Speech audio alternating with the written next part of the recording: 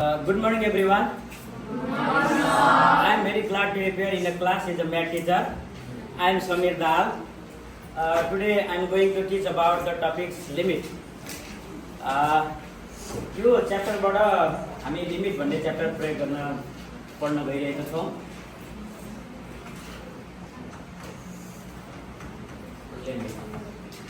Do you have any idea about limit? लिमिटको बारेमा केही छ धारणा तिमीहरूको? यो भन त 9 10 मा पनि पढेरै आइरहेको छ लिमिट। के चाहिँ बुझेर आयो त भन त? 9 10 मा चाहिँ लिमिट पढेर आउँदाखेरि के बुझेर आयो? केलाई कसलाई चाहिँ लिमिट भनेर बुझेको छ? अब यसलाई लिमिटलाई बुझ्नुभन्दा अगाडि चाहिँ हामीले पहिले केही कुराहरू बुझ्नुपर्छ, केही टर्महरू जान्नुपर्छ। जस्तो फर्स्ट नम्बरमा meaning of x tends to a. What does it mean? पहिले यो टर्मको बारेमा हामीले बुझ्नु पर्यो है त। meaning of x tends to a. x tends to a means यसलाई के भनेर पढ्न सकिन्छ है? यही टर्मलाई x tends to a अथवा x is very close to a अथवा अझै यसलाई अर्को ल्याङ्ग्वेजमा भन्नु पर्यो भने numerical difference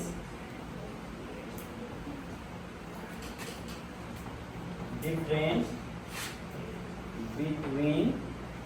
x and a is close to 0 भनेको x र a बीचको चाहिँ न्युमेरिकल डिफरेन्स लगभग 0 अथवा हामीले भन्छौँ नि ल मानौँ यो एउटा मार्कर यो इट्स कभर यो कभर भयो मार्कर टेन्स टु कभर अथवा pen tends to cover means what भनेको मार्कर र यो पेन र कभर बीचको डिस्टेन्स के देख्दैछ भाइ अत्यन्तै नजिक भनेको यो बीचको डिफरेन्स कति छ लगभग यो पेनले यो कभरलाई छुनै आँटेको छ है। लिमिटको टर्महरुमा कहाँ कसरी प्रयोग भइरहेको छ लिमिटलाई बुझाउनका लागि के टर्महरु प्रयोग गरेको छ म त्यही भन्छु। x टेन्ड्स टु a भनेको x इज भेरी क्लोज भनेको x चाहिँ a कै नजिक गइरहेको छ त ठ्याक्कै a चाहिँ होइन है फेरि x is very close to a x चाहिँ a को नजिक गइरहेको छ अत यही म x टेन्ड्स टु a लाई x हामीले चाहिँ टेन्ड्स टु a लाई के भनेर बुझ्यौ numerical difference between x and a भनेको यहीलाई लेफ्ट ह्यान्ड साइडतिर ल्याउँ त ल x minus a tends to 0 भनेको x र a बीचको डिफरेन्स कस्तो देखियो भन त टेन्स टु 0 भनेको चाहिँ x लेफ्ट ह्यान्ड साइडतिर x minus a tends to 0 भनेको x र a बीचको डिफरेन्स चाहिँ भर्सक छैन है भन्न खोजेको भने त्यस्तो नजिकको भ्यालु हामी खोज्न गइरहेको छौँ क्या लिमिट भनेको कस्तो हो त्यस्तो नजिकको भ्यालु त्यस्तो एप्रोचिङ भ्यालु हामी खोज्न गइरहेको छौँ। जस्तो यहाँ सुन न तर लिमिट ठ्याक्कै एक्जिस्ट भयो भने हामी यसरी लेख्न सक्छौँ क्या limit x tends to 1 x plus 1 equals to ठ्याक्कै लिमिट एक्जिस्ट हो भने x को भ्यालु 1 भनेको 1 plus 1 भनेको 2 यसरी लेख्न सक्छौँ। यही कुरालाई हेरौँ है अब हामी टेबलको मद्दतले कसरी देखाउने त टेबलको मद्दतले चाहिँ कसरी देखाउन सक्छौँ त ल x यतापट्टि x plus 1 भेल्यु राख्दै जाऊ र x is very close to 1 1 को नजिक भेल्यु राख्दै जाऊ। जस्तो x को नजिक भेल्यु भनेको कस्तो होला एउटा 0 राख्दियो होला अर्को 0.5 राख्दियो अर्को 0.999 it means what tends to 1 को नजिकको value what is the value of x को भेल्यु 0 राख्दाखेरि what is the value of x plus 1 x plus 1 कति हुन्छ भन त कति हुन्छ 0 plus 1 1 0.5 plus 1 1.5 0.99 plus 1 1.9 it means very close to 2 यही नै हो लिमिट भनेको भाइ फेरि लिमिट भनेको के हो भन्दाखेरि जब x 1 को नजिक जाँदाखेरि फंक्सन चाहिँ के को नजिक गइरहेको छ भन त के को नजिक गइरहेको छ 2 को it means limit when x is very close to 1 fx equals to 2 यो लेफ्ट ह्यान्ड साइडतिरबाट मात्रै हो राइट ह्यान्ड साइडतिरबाट पनि हामी हेर्न सक्छौँ भाइ भ्यालुहरु ल हेर्नु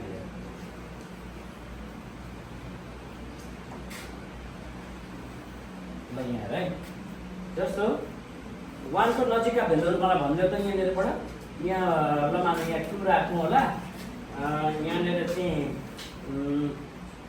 1.5 यहाँ चाहिँ 1.00001 राख्नु ल है यो भनेको के को नजिकको भ्यालु हो भने त 1 कै नजिक भ्यालु हो के नि भने त है 2 राख्दाखेरि x + 1 को भ्यालु कति हुन्छ 2 राख्दा कति भयो भ्यालु 2 + 1 3 अर्को 1.5 राख्दाखेरि 1.5 + 1 कति भयो 2.5 1.001 + 1 tell me the value of x + 1 okay 2.00001 यो भनेको के को नजिकको भ्यालु आइरहेछ भनौं न 2.0001 भनेको कसको नजिकको भ्यालु आयो हो यहाँनिर चाहिँ के हो भन्दाखेरि लिमिट एक्जिस्ट गर्नको लागि अब यो कुराहरु पनि पछि आउँछ पछिको क्लासमा लिमिट एक्जिस्ट गर्नको लागि राइट ह्यान्ड लिमिट र लेफ्ट ह्यान्ड लिमिटको भ्यालु एउटै हुनुपर्छ इट मिन्स जब यहाँ हेर न यो 1 को लेफ्ट ह्यान्ड साइडको 0.999 भनेको लेफ्ट ह्यान्ड साइडको भ्यालु हो कि हैन यो 1.0001 भनेको 1 को राइट ह्यान्ड साइडको भ्यालु हो कि हैन त्यो के को नजिक आइरहेको छ 1 को नजिक जता फंक्सनले दिने भ्यालु चाहिँ के को नजिक आइरहेको छ के को नजिक आइरहेछ के को नजिक आइरहेछ 2 को भन्ने खोजेको यसको अर्थ चाहिँ लिमिट भनेको के हो भन्दै पनि x टेन्ड्स टु 1 हुँदा fx equals to कसको नजिक गइरहेको छ भन्दा 2 इट मिन्स लिमिट लिमिट भन्छ that is called limit and that is the concept of limit भनेको जब x 1 को नजिक जाँदा फंक्सन equals to के को नजिक गइरहेको छ 2 को त्यही नै that is the concept of limit limit को concept भनेकै त्यही हो जब x 1 को एउटा फाइनाइट भ्यालुको नजिक जाँदाखेरि फंक्सन equals to के कसको नजिक गइरहेको छ कसको नजिक गयो 2 को नजिक जब x 1 को नजिक जाँदा फंक्सन equals to 2 भनेको x 1 को नजिक जाँदा फंक्सन equals to एउटा फाइनाइट भ्यालुको नजिक जाँदो रहेछ त्यसैलाई नि हामी के भन्दो रहेछौं लिमिट भन्दो रहेछौं यही कुरालाई हामीले ग्राफमा पनि देखाउन सकिन्छ नानी जस्तो यहाँ हेर न यही कुरालाई यसो लेखाइ अझै यसलाई चाहिँ ग्राफबाट पनि हेर्नु तिमीले के भनेर पढ्दै आएको थियौ र अहिले हाम्रो लेभलमा आएपछि +2 लेभलमा आएपछि कसरी पढ्नु पर्छ यहीँबाट हेर्दाखेरि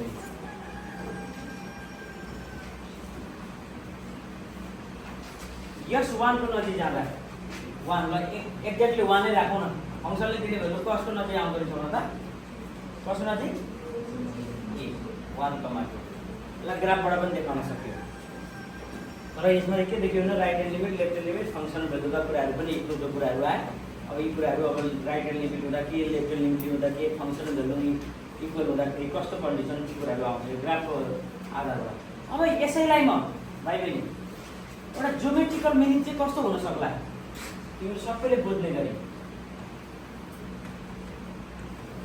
geometrical meaning of limit geometrical meaning चाहिँ कस्तो होला यही भनेको ल अहिलेको टेबलकै कुराहरुलाई हामी यहाँ लिन्छौँ है जस्तो यहाँ नि एउटा सर्कल छ सर्कल भित्र मैले के बनाए ट्रायंगल त्यो ट्रायंगलको साइडहरु कतिवटा छ 3 साइडहरु छ नि अब हेर यो सर्कल भित्र मैले अब यो के हो भाइ बहिनी रेक्टेंगल बनाए n को भ्यालु 4 भनेको रेक्टेंगलको नम्बर अफ साइड कतिवटा 4 वटा यस अब त्यसै गरी हेरौँ सर्कल पनि बाङ्गो हुन थाल्यो है ल 5 n को भ्यालु कतिवटा छ के भन्छ होला n को भ्यालु 5 भन्नुलाई के भन्छ हजुर पेन्टागन अब त्यसै गरी अब त्यस्तो म हेरौँ यहाँ है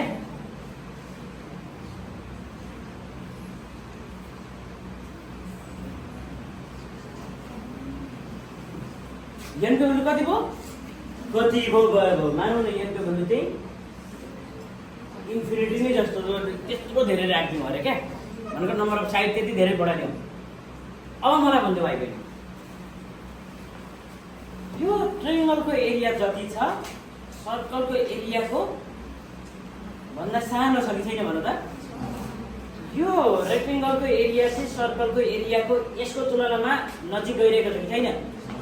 मैले भनेको चाहिँ के हो ट्रायङ्गलको एरिया सर्कलको चाहिँ ल आधी जति थियो अरे। अब यहाँ हेर्नु न अब त्यसो भने यो रेक्टेङ्गलको एरिया चाहिँ सर्कलको नजिक नजिक गइरहेको छ छैन? अब यो चाहिँ हेर त यहाँ पेन्टागन भन्दै थियो तिमी यो पेन्टागनको एरिया चाहिँ सर्कलको नजिक गइरहेको छ छैन? अझै हेरेर जाऊ यो भनेको चाहिँ number of so many sides धेरैवटा साइड भयो भने त्यसलाई हामी के भन्छौँ पोलिगन भन्छ है। Polygon means so many sides त्यस्तो साइड्सहरू धेरै छन् भने त्यसलाई हामी के भन्छ पोलिगन भन्छ। यहाँ त ल यहाँ चाहिँ पोलिगनको एरिया चाहिँ सर्कलको एरियाको के भइरहेको छ भन त? के भएको छ? के भएको छ? भेरी क्लोज भइरहेको छ भेरी क्लोज भइरहेको छ। इट मिन्स यसको मिनिङ चाहिँ के हुँदो रहेछ भने limit n tends to infinity polygon भनेको त्यसका नम्बर अफ साइडहरू बढाइदिने भने टेन्ड्स टु के भन्दो रहेछ भाइ बहिनी? के भन्दो रहेछ? Tends to circle. It is the concept of limit.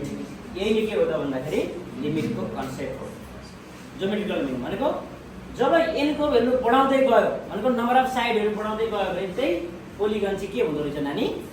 त्यही पोलिगन के हुँदो रहेछ? कसको नजिक जाँदो रहेछ? सर्कलको नजिक जाँदो रहेछ भन्नु कन्सेप्ट पनि के हो त लिमिट। अब यति भइसकेपछि लिमिटको डेफिनेसन लेख्नु के रहेछ त लिमिट भनेको? लिमिट भनेको के रहेछ त?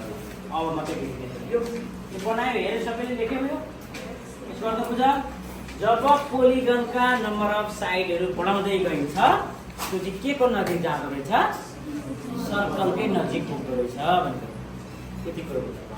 भनेको के यसको भ्यालु के को नजिक जाँदा फङ्सन के को एप्रोच जाँदो रहेछ भन्ने मिनिङ हो क्या लिमिट भनेको। एप्रोचिङ लिमिटकै कन्सेप्ट भन्छ नि एप्रोचिङको कन्सेप्टबाट बनिरहेको छ। हामी जस्तो डेली लाइफमा लिमिट चाहिँ कहाँ प्रयोग भयो होला त? जस्तो ब्याङ्कहरूले वर्ष दिनबाट होइन 6 महिनाबाट 3 महिनाबाट दिनको चाहिँ ब्याजहरू निकाल्न सिकाउँदैन? ब्याजहरू चाहिँ राखिदिएको हुन्छ नि त्यसको फ्युचरको भ्यालु कति हो भनेर चाहिँ त्यसकै नजिक गइरहेको हुन्छ हुँदैन भन त? फ्युचरको भ्यालु चाहिँ कति हो? कति ब्याज तिर्नुपर्ने हो? हेर त वर्षबाट 6 महिना हुँदै 3 महिना हुँदै 1 महिना हुँदै 3 त्यो चाहिँ के को नजिक गइरहेको छ? फ्युचरमा तिर्नुपर्ने तिमीले ब्याजको रकमको नजिक गइरहेको छैन भन त? That is the concept of limit. त्यति मात्रै होइन जस्तो माइक्रोओभनहरूमा चाहिँ हामी चाहिँ 180 डिग्री सेल्सियस भनेर चाहिँ एउटा टेम्परेचर फिक्स गरेको हुन्छ। त्यो 180 डिग्री टेम्परेचर पुग्ने बित्तिकै तिम्रो के हुन थाल्छ? त्यो ग्यास चाहिँ कम हुन थाल्छ निम्न गइरहेको हुन्छ क्या भनेको त्यसको चाहिँ टेन्ड्स टु गइरहेको हुन्छ भनेको चाहिँ त्यो पनि हामी चाहिँ लिमिटको रूपमा प्रयोग भयो। त्यसो त्यति मात्रै होइन जस्तो हामी भनौँ नि जस्तो गोलकिपरले उताबाट बल हानिरहेको छ भने हामी के गर्छौँ भन्दाखेरि झन्डै समातो भन्छौँ नि भनेको टेन्ड्स टु एप्रोचिङमा गइरहेको छ नि झन्डै त्यो क्रिकेटको बल चाहिँ हाम्रो स्ट्याम्पमा झन्डै लाग्यो भन्नु अर्थ पनि के हो त? लिमिट हो भनेको टेन्ड्स टु एप्रोचिङको अर्थ त्यसरी लाग्दो रहेछ लिमिटमा भन्ने कुरो बुझ्नु पर्छ। ल डेफिनेसन लेखौँ भाइ like F be a function limit of a function f(x) at f equal to a if denoted by limit f tends to a f does, and it means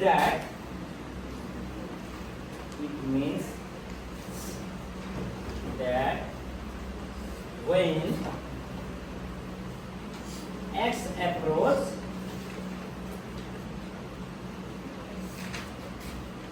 to a, when x approach to a, then where